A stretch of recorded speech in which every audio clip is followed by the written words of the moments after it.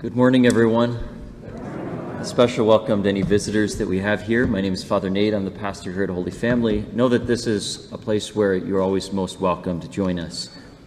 Before Mass, you heard an invitation to join OCIA for those who are not Catholic, but also for those who are Catholic, but maybe are missing some sacraments. I'd like to dive deeper into that invitation. So I want to do 4 things today. I want to share with you some bad news, some good news, a realization, and an opportunity. So first, the bad news. Let's just get that out of the way. A couple days ago, I recently went through some of our parish's sacramental records. These are the books that are like the treasures of the church.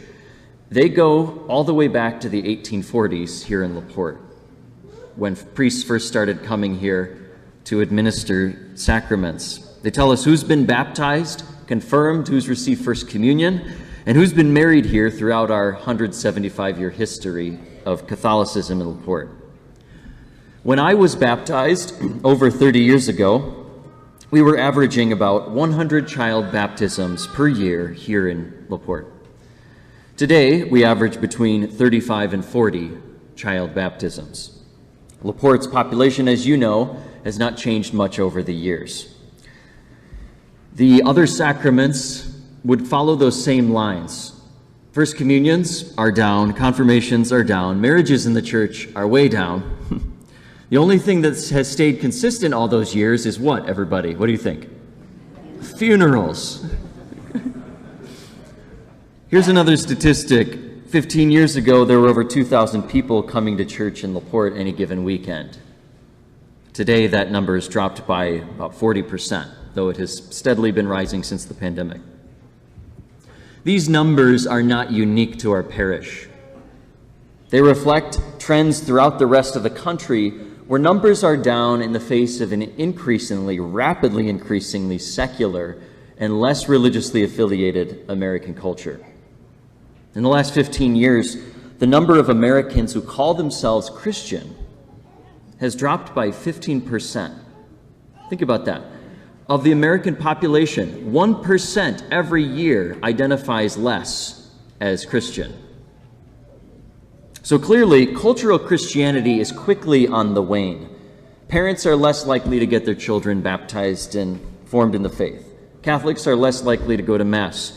And in general, the influence of our faith on society is not what it used to be, and especially what some of you might remember. Now, are you done with the bad news? Okay. Ready for some good news? Okay. So the good news is that there's another trend happening in the U.S. right now. We don't have official numbers, of course, for this year, 2024, but this past Easter throughout the United States, there were record numbers of conversions to Catholicism on the part of adults. Many dioceses reported these skyrocketing rates of people who were baptized and welcomed into the Catholic Church. Not infants, these are adults. Here in our own parish, we had 5 adults who were either baptized or welcomed as Catholics into our parish this past Easter. More and more, the trends are showing us that it's young people, especially college-age students, who are becoming Catholic. I was just talking to a priest who is the chaplain at a Big Ten University campus. He said that this past Easter, they baptized 26 students and confirmed 79 students, college students.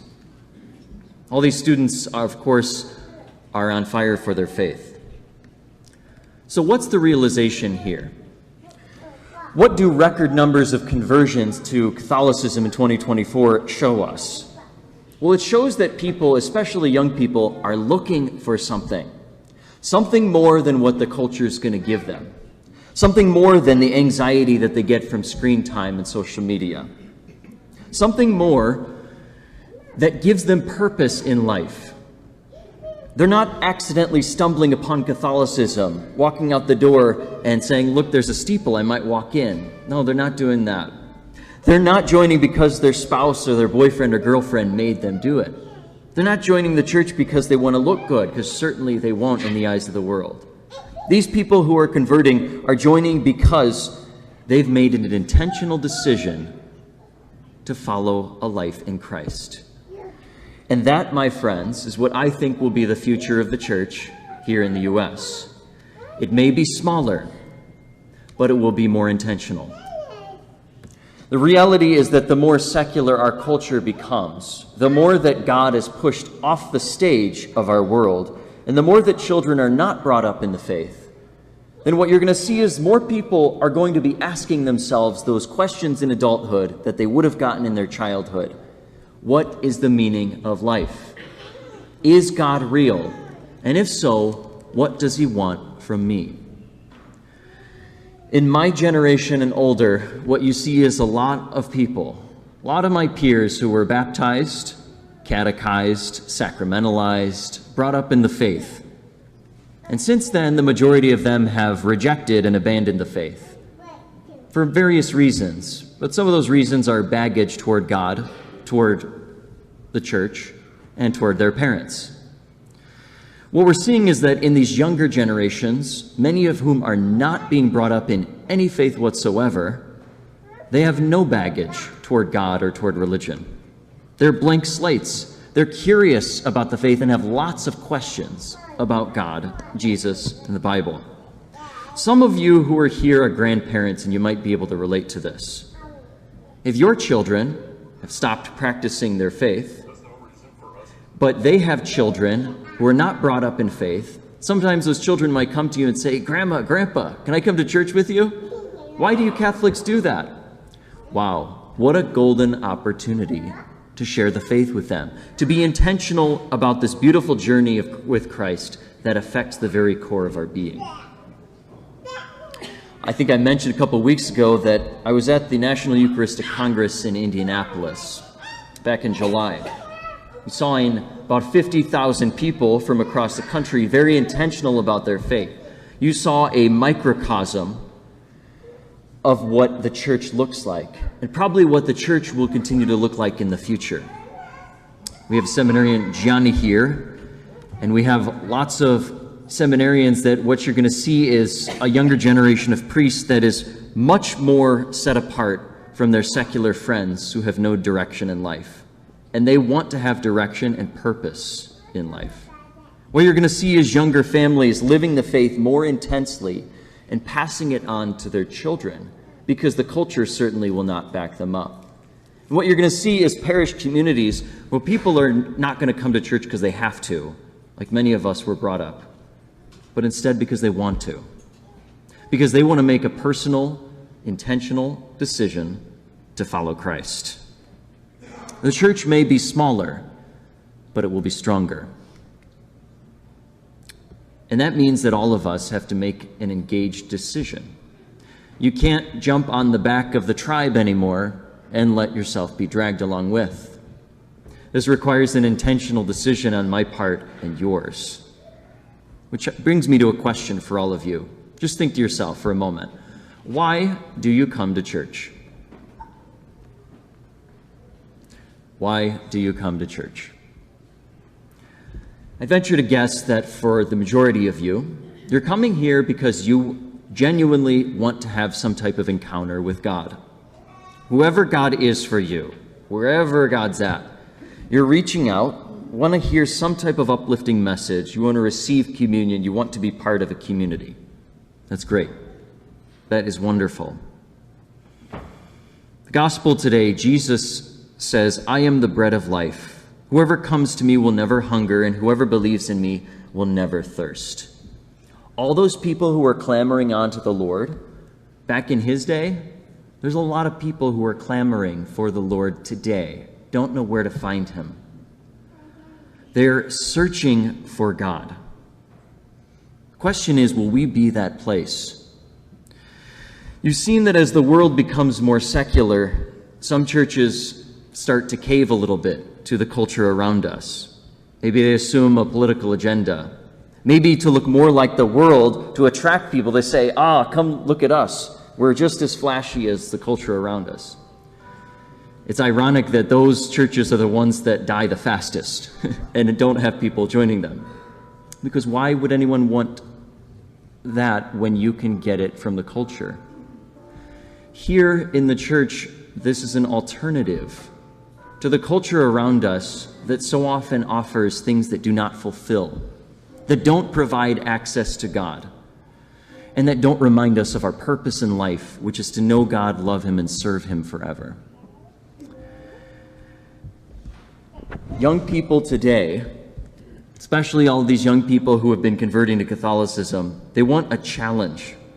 They want those radical demands that the Lord first put onto His disciples initially, and that can be transmitted through us. Those demands to follow the Lord with our whole heart. It requires something of us, though. Cardinal Dolan, when speaking about the priesthood, once said, "No young man is going to give his life for a question mark. He will, however, give his life for an exclamation mark."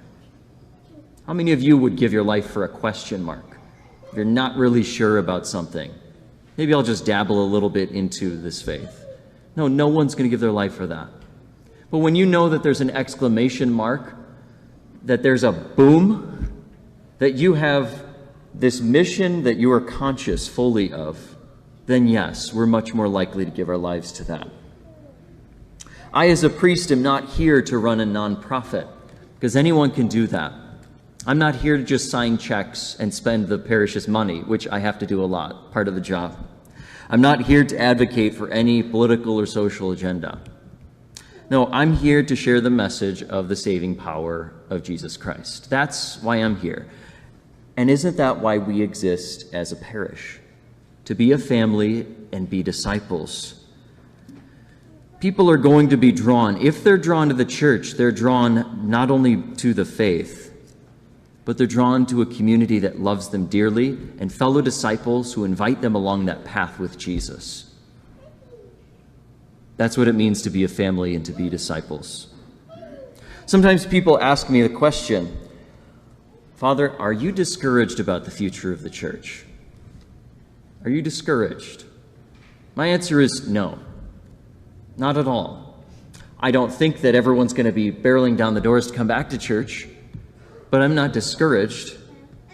I'm very hopeful, because this is why. If I were a priest many years ago, some of you remember these days, when everybody came to church, when everybody was baptized, when the culture around you supported Christianity. If I were a priest in those days, then I would probably do this. Everyone's coming to church, not a whole lot of work to be done. I'll just show up for Mass on Sundays. I don't need any special mission because the people are just going to come to church. Get comfortable, kick my feet up. Things are very different today. The world is not the same as it used to be. Because of that, my approach has to change. Your approach has to change too. Because even more than the good news of all the conversions that we've had to the Catholic faith this past year, which we anticipate to be even more next year, even better than the good news of that is the good news that Jesus has given to us. He is in charge, and so there's nothing that you and I have to worry about. God has things under control. And He gives us this good news so that our lives can be transformed and we can help transform the lives of others. St. Paul says today in his letter to the Ephesians, "Put away your old self with your former ways and put on the new self. Whatever is not of God, let's leave it to the side. Whatever comes from God, let's take on, put on the new self that God has given to us." Because when our hearts are converted, then we can help bring about conversion in the hearts of other people. And so here's the opportunity. So I want to make an invitation. For anyone here who is not Catholic and who is interested in joining us in this walk of faith, consider becoming Catholic. Consider joining us. Something you will not regret. On the inside cover of your bulletin, you'll see that OCIA begins in a couple of weeks. For those Catholics who are here but have not received their other sacraments, you're also welcome to participate. For everyone else here, you know people in these situations. People who are either outside these walls right now, or maybe they're in this church right now. People who may be very interested in becoming an intentional Catholic, but they need someone to invite them and someone to walk with them. Do you think that all those college students across the country who converted to Catholicism this past year, do you think what drew them in is walking past a church and saying, that looks like a beautiful church, I might walk in? I doubt it. I'm thinking that someone invited them. A friend of theirs who lives the faith intentionally reached out and said, I want to invite you to a life-changing encounter with the Lord. So go invite them. Be intentional in your faith and extend the invitation to a life-changing encounter with God. Because the future of the church is intentional. It's not going to be under obligation. You're not going to be dragged to church. Not just going to happenstance show up to church. No, it's going to be intentional where we make a decision. So let's not go through the motions. Let's be intentional. Let's fix our eyes on the Lord, who is our purpose, who is our mission, and who is our hope. Amen.